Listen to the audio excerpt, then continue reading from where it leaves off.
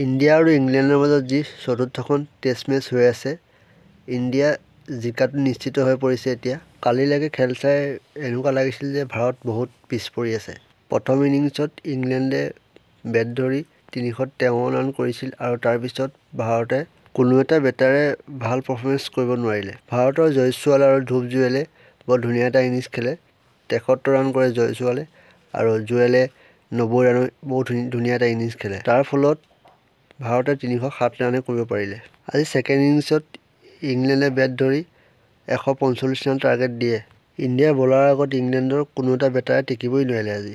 ভাৰতৰ আজি ৰবিচন্দ্ৰন অশ্বিনে আৰু কুলদীপ যাদৱে বৰ ধুনীয়া এটা ইনিংছ খেলে।